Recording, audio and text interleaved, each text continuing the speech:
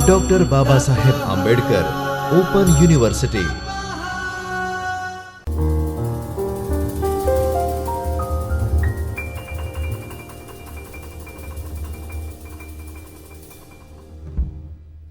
विद्यार्थी मित्रों नमस्कार, मैं डॉक्टर बाबा साहब आंबेडकर ओपन यूनिवर्सिटी के चैतन्य स्टूडियो से हिंदू स्टडीज डिपार्टमेंट में असिस्टेंट प्रोफेसर शुभम तिवारी आज आपसे पुनः कारक प्रकरण के अंतर्गत उपपद विभक्ति इस विषय पर, जो कारक प्रकरण का ही एक उपांग है, उपअंग है, उसका ही एक भाग है, कारक प्रकरण का उपपद विभक्ति।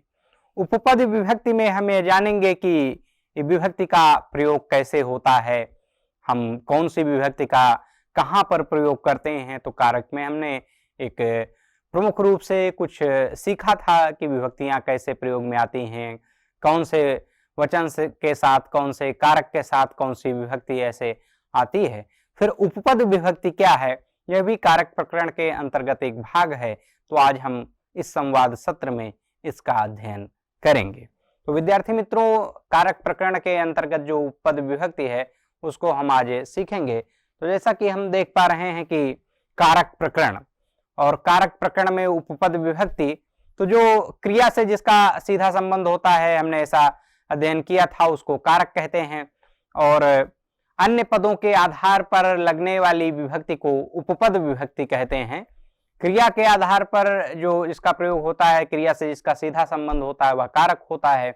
और क्रिया के अतिरिक्त अन्य पदों के आधार पर जो विभक्ति लगती है उसको उपपद विभक्ति कहते हैं। तो प्रथमा विभक्ति उपपद विभक्ति किस प्रकार से प्रयोग होती है, प्रथमा विभक्ति का प्रयोग उपपद विभक्ति में किस तरह से होता है, तो हम सीखेंगे कि कर्तृवाच्य के कर्ता में और कर्मवाच्य के कर्म में प्रथमा विभक्ति होती है। यथा मतलब उदाहरण है इसका कि छात्रः कार्यं करोति। जो छात्र है वह क्या करता है, तो छात्र कार्य करता है। यहाँ कार्य करने की क्रिया को करने वाला जो है वह कौन है, तो कार्य करने की जो क्रिया को करने वाला है वह छात्र है। यहाँ पर छात्र के द्वारा कार्य किया जा रहा है, अतः छात्र में प्रथमा विभक्ति है, छात्रः।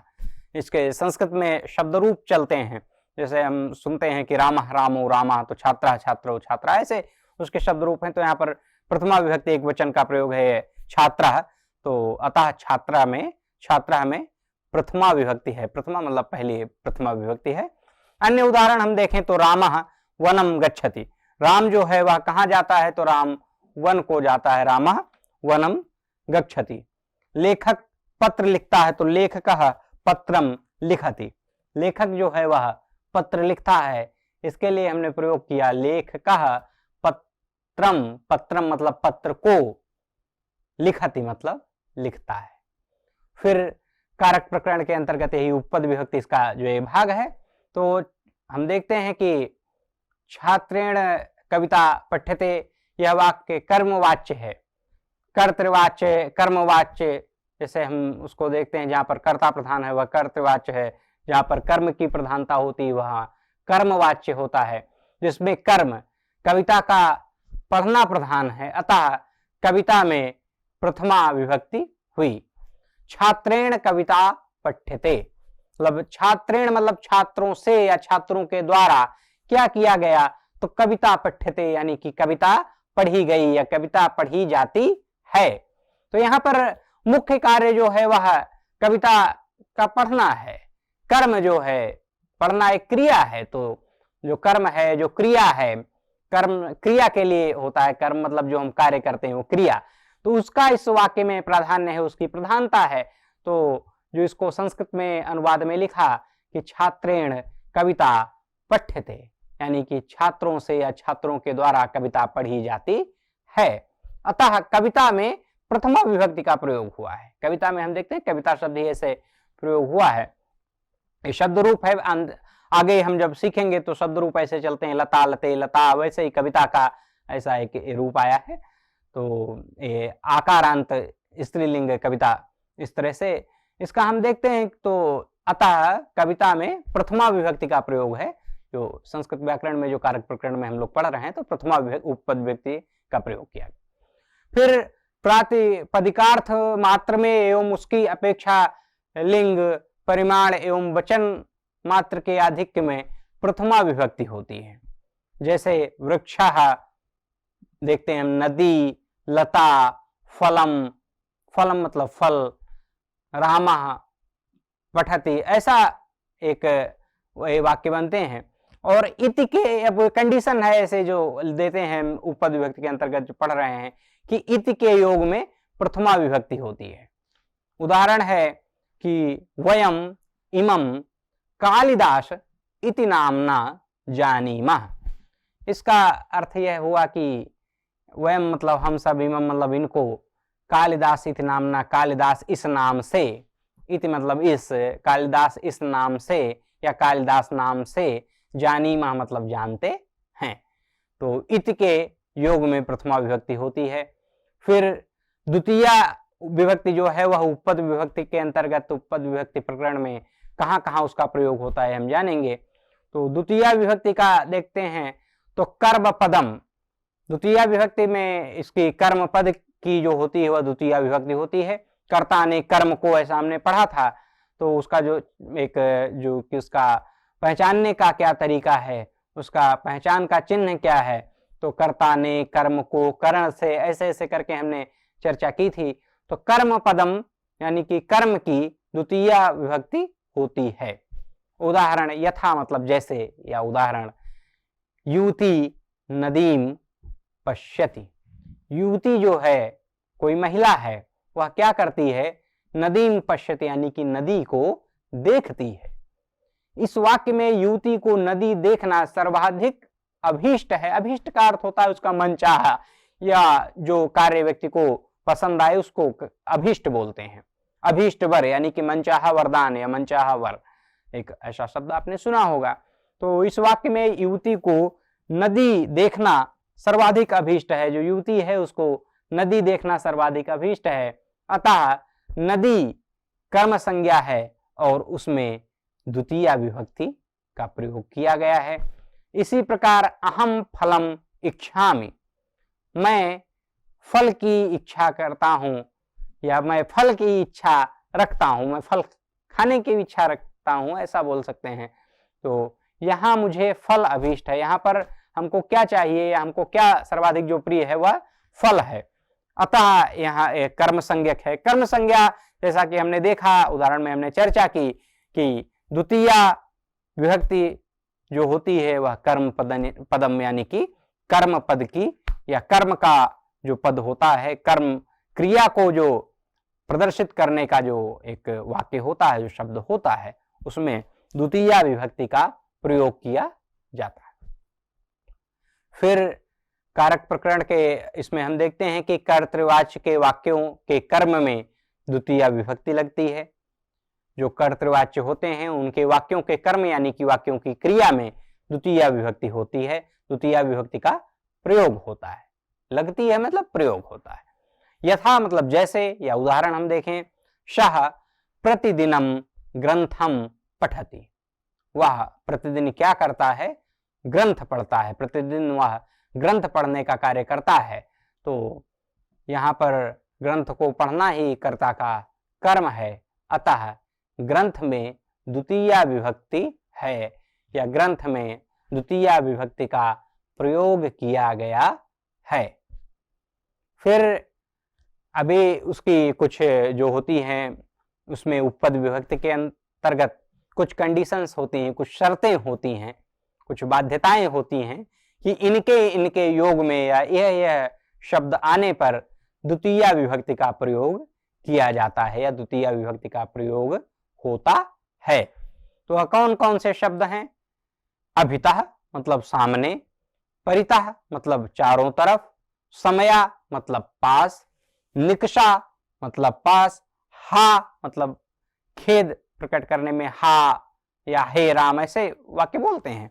तो हा खेद प्रकट करने के अर्थ में, प्रति मतलब की ओर, इसकी प्रति, उभयतः मतलब दोनों तरफ, सर्वतः मतलब सर्वत्र, धिक मतलब धिक्कार करने के अर्थ में, किसी को कुछ गलत काम होता है तो कहते हैं धिक्कार है तुमको, ऐसा वाक्य जो बोलते हैं तो वह धिक फिर उपरी मतलब ऊपर ऊपर, अधः मतलब नीचे, विना मतलब बिना, कि राम के बिना लक्ष्मण नहीं रहते थे, ऐसा जो भी वाक्य है।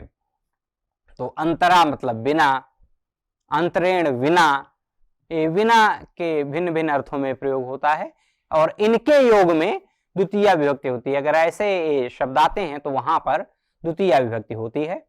उदाहरण हम देख सकते हैं कि देवालयम अभितः मार्गः अस्ति। देवालय के अभितः मतलब सामने मार्ग है। अभितः जो भी शब्द हैं उनके सामने उनका हिंदी में अर्थ है, हम वहां से भी देख सकते हैं। गृहम समया विद्यालय अस्ति, ठीक है। समया मतलब पास, भी उदाहरण हमको द्रष्टव्य है, समया कहाँ है।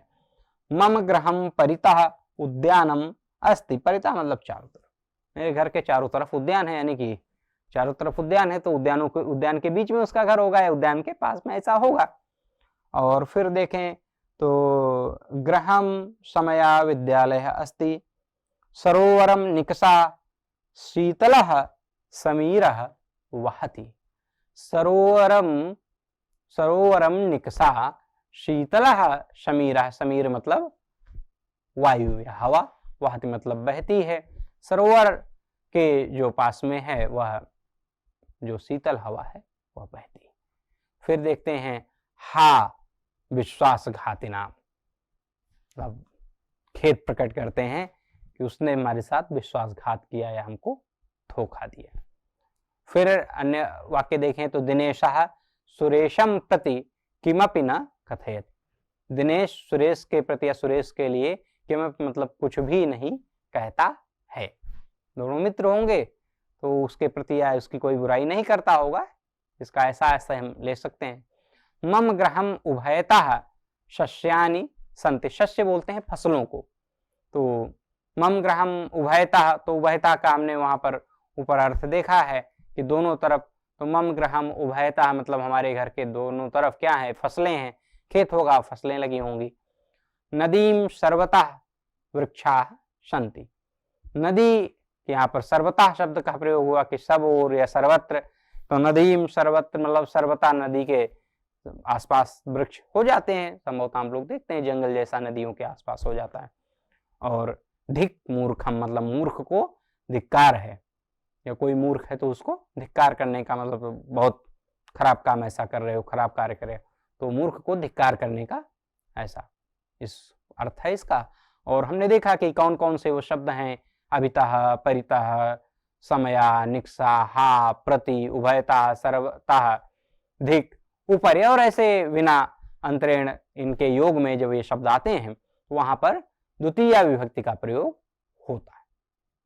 फिर कारक प्रकरण के अंतर्गत हम देखते हैं अन्य उदाहरणों में तो शेव है मतलब सेवा करना, आरूह मतलब चढ़ना, अनु पीछे, और निंद मतलब निंदा करना, तो और रक्ष है रक्षा करना, गम मतलब जाना, दुह मतलब दुहना, याच मतलब याचना करना, मांगना, दंड मतलब दंड देना, पच मतलब पकाना, पृक्ष मतलब पूछना, नी मतलब ले जाना, नी इसी से नी से नेता नयति एक शब्द बनता है जो आगे ले जाने का कार्य करे, ची मतलब चुनना। तो इस प्रकार हम देखते हैं यदि ये शब्द आते हैं तो या ये क्रिया अर्थ के शब्द हैं, निंदा करना और उसकी निंदा करता है, तो ऐसे कार्य के जो संबंध होते हैं तो यहाँ पर हम देखते हैं द्वितीय विभक्ति का प्रयोग होता है। छात्रः अध्यापकम सेवते, छात्र जो है अध्यापक की सेवा करता है। वानरः वृक्षम आरोहति, वानर जो है वृक्ष पर चढ़ता है, चढ़ने का कार्य करता है। वानर वैसे भी वृक्ष पर उछल कूद इधर उधर करते रहते हैं, तो वानरः वृक्षम आरोहति। शिष्यः गुरुम अनुगच्छति, अनुगच्छति मतलब गुरु आगे चलता है, उसका अनुसरण करता है। पीछे चलने का मतलब ऐसा नहीं केवल उसके पीछे पीछे चलता है, वह जो गुरु जो कार्य करता है, जो बताता है उसके पीछे उसको दोहराना, बोलना, पढ़ना, तो शिष्य गुरु का अनुसरण करता है, अनुगच्छन करता है। निंद मतलब निंदा करना, तो दुर्जनः सज्जनम निंदति, जो दुर्जन लोग होते हैं वह सज्जनों की, जो खराब लोग होते हैं वह अच्छे लोगों की क्या करते हैं, निंदा करते हैं, उनकी बुराई करते हैं। देवः मनुष्यम रक्षति, जो देवता होते हैं वह मनुष्यों की रक्षा करते हैं। मनुष्यों की रक्षा करने का कार्य कौन करते हैं? तो देवा मतलब देवता लोग करते हैं। फिर हम देखें गम मतलब युवक, काशीम गच्छति, जो युवक है वह कहाँ जाता है? काशी, बनारस, वाराणसी को जाता है। फिर दुह है दुहना, माला गाम पया दोग्धी। गाम पया दोग्धी मतलब माला जो है, माला कोई लड़की है, महिला हो सकती है, वह गाय का दूध दूहती है।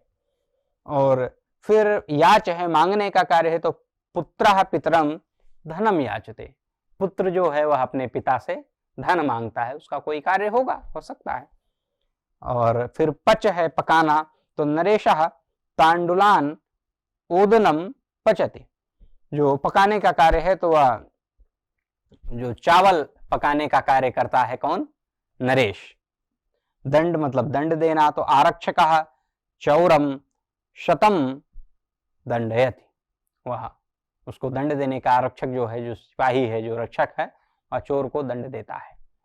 फिर प्रक्ष मतलब पूछना, तो यात्रिकम जनम मार्गम प्रक्षति, जो यात्रिक है यानी कि यात्री है, वह जन्म मतलब लोगों से या लोगों को, मार्गम मतलब मार्ग, प्रक्षत मतलब पूछता है, कहीं जा रहा है, हो सकता है वह रास्ता भटक रहा हो, तो ऐसे करके वह मार्ग पूछने का कार्य कौन करता है? यात्री की यात्री। फिर नी मतलब ले जाना, तो मम मित्रम धेनुम ग्रामम नयति, जो हमारा मित्र है वह क्या करता है? गाय को, धेनु को, ग्रामम मतलब गांव को ले जाने का कार्य करता है। फिर ची मतलब चुनना, तो सीता पुष्पाणि चिनोति, जो सीता है वह पुष्पों को चुनने का कार्य करती है, फूलों को सिलेक्ट करने का कार्य करती है। चुनना मतलब उनका चयन करना, तो फूलों का सिलेक्शन जो है, उनका जो चयन है, वह ची मतलब चिनोति के अर्थ में यहाँ पर उसके लिए शब्द प्रयोग हुआ। तो उपद विभक्ति में हमने यह भी देखा कि इन शब्दों के साथ भी द्वितीय विभक्ति का प्रयोग होता है। फिर आगे देखते हैं उपपद विभक्ति के अंतर्गत ही कारक प्रकरण में ब्रू मतलब बोलना, यहाँ भी द्वितीय विभक्ति की, तो गुरु शिष्यम धर्मम ब्रूते, जो गुरु है वह क्या करता है? शिष्य से धर्म बोलता है, धर्म में उपदेश देता है, धर्म की बात बोलता है। शास्त्र मतलब शिक्षा देना, तो गुरु शिष्यम शास्ति, गुरु जो है वह शिष्य को शिक्षा देता है। जी मतलब जीतना, तो रामः रावणम अजयत, राम ने रावण पर विजय प्राप्त की, या राम ने रावण को जीता। मथ मतलब मथना, गोपी दधि नवनीतम मथनाति, नवनीत बोलते हैं मक्खन को, जिसको बटर मक्खन बोलते हैं। मक्खन जो होता है तो वह दही को मथ करके जो निकालने का कार्य है, वह मथना उसको बोलते हैं। और नवनीत मक्खन को बोलते हैं। तो गोपी जो है वह दही मतलब दही को मथ कर क्या करती है? मक्खन, दही से मथती है, मक्खन बनाने का कार्य करती है गोपी दही को मथ करके। मुष मतलब चुराना, तो चौरः धनम मुष्णाति, जो चोर है वह धन चुराता है, चोर धन चुराने का कार्य करता है। तो इस प्रकार हम देखते हैं यहाँ पर कारक प्रकरण में कि दुह है, याच है, पच है, दंड है, रुद है, पृक्ष है, और ये जो शब्द हैं यहाँ इसके अंतर्गत हमने देखा कि द्वितीय विभक्ति का उपपद विभक्ति का प्रयोग होता है। यह भी कारक प्रकरण के अंतर्गत है कि यदि वहां दूसरे कर्म का प्रयोग होता है, एक ही कर्म का प्रयोग किया गया है, तो भी वहां पर दोनों में द्वितीय विभक्ति का ही प्रयोग होता है। और इस प्रकार हम देखते हैं, हमने द्वितीय विभक्ति का उपपद विभक्ति में यहाँ प्रयोग देखा। अगले संवाद सत्र में हम पुनः आपसे फिर चर्चा करेंगे और आगे की उपपद विभक्तियों का अध्ययन करेंगे। तब तक के लिए नमस्कार, धन्यवाद। स्वाध्यायः